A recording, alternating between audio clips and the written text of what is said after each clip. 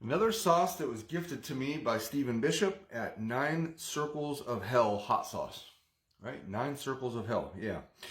This is the second one in the lineup. I reviewed their White Lies Verde sauce about a week ago. Stuff's fantastic. The bottle's already gone. Really good stuff. It grew on me the more I utilized the sauce as well. So superb sauce there. This is the next one in the lineup. Again, 9 Circles of Hell. Love the custom box, you know, the glossy finish.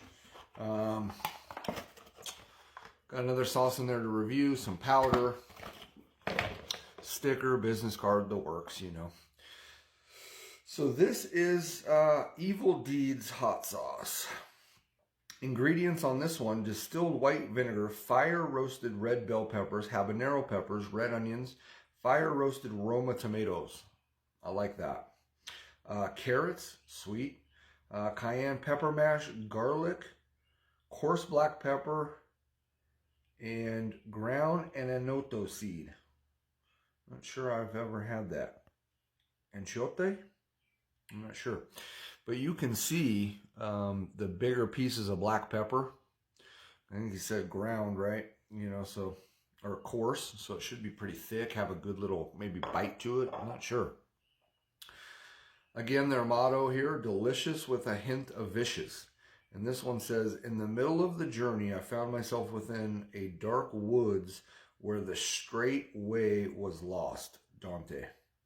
They're out of Eugene, Oregon, 9circlesofhell.com, facebook.com/9circlesofhell, on Twitter and Instagram, or X and Instagram at 9, the number 9, INE, circles. Let's try it. Has a beautiful kind of burnt orange color to it.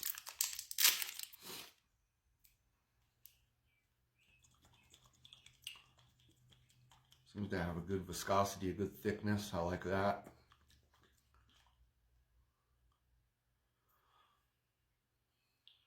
Lighting's not the best, but beautiful coloration. I like how you can see the, you know, the bits and pieces in there. It provides a nice contrast to a sauce when you have it like that.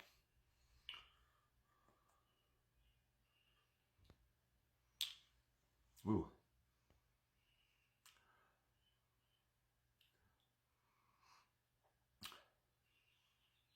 It's funny because it kind of has that same underlying smell and aroma that the first sauce I reviewed of his had, that White Lies. It kind of has that same,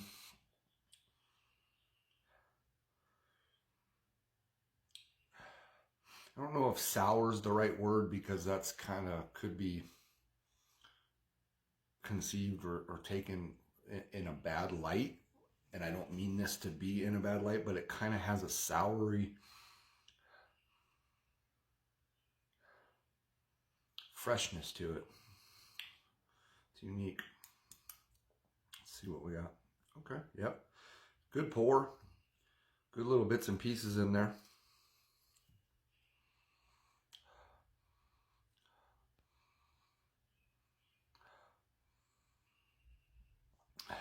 And we get real close to the fucking nostrils like that. Right on the back end on the aroma is that charred, kind of woody smell. Let's try this.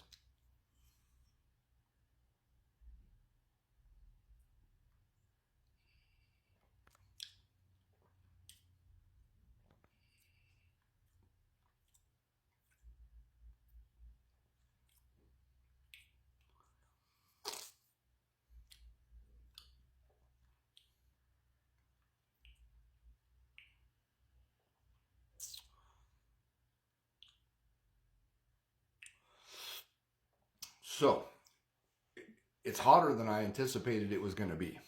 So that's pretty cool. I was waiting and pausing there to see if that heat would build quickly, and it didn't. It's kind of dissipating already a little bit for me. Already, so that, you know, the heat is pretty initial up front, but it kind of tapers off pretty quick. I mean, I can still feel it on my palate and on the tip of my tongue, and honestly, a little bit on the roof of my mouth even. It's pretty complex. It's hard to pinpoint an exact flavor on this sauce. The best flavor that I can kind of give it right now is it's like a roasted flavor. It tastes like those roasted ingredients. Can't pinpoint exactly that roasted Roma tomato per se, other than the roasted factor of it, if that makes any sense at all. But I love the consistency of this sauce. I like the thickness. I think it's almost perfect. See how it's pouring out in little chunks, but it's got some thin viscosity behind it as well. So this would hold on food really pretty well. And you can see that it slides right back down the bottle pretty well, so it's not too thick where it's getting clogged.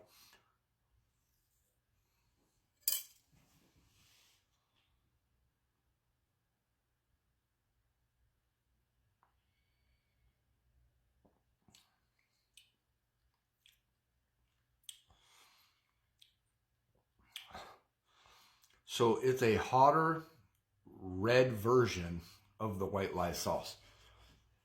That underlying taste and little tinge of sourness, it's the exact same as what I found in that the white lye sauce.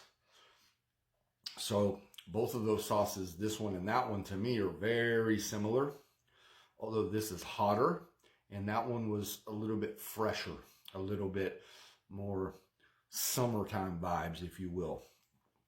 That's because it's a green sauce. It's a verde. They tend to be that way.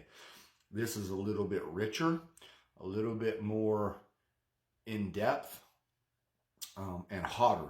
But they both have that same underlying sour note to them. I mean, the first ingredient on here is distilled white vinegar. Now after that second spoonful, I've now got a little bit of lip burn that's kind of lingering around here a little bit. And the tip of my tongue is engulfed a little bit more. And that's lingering now a little bit longer. And the roof of my mouth. It says medium hot. Again, vegan on this as well. 0 calories.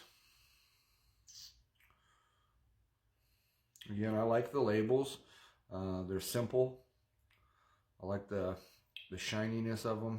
They're smooth.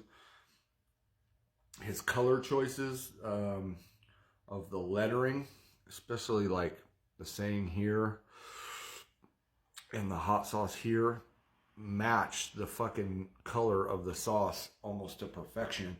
And then you've got the little bit darker red that also matches. It's brilliant. Really done well. It's a good sauce. I'd recommend this.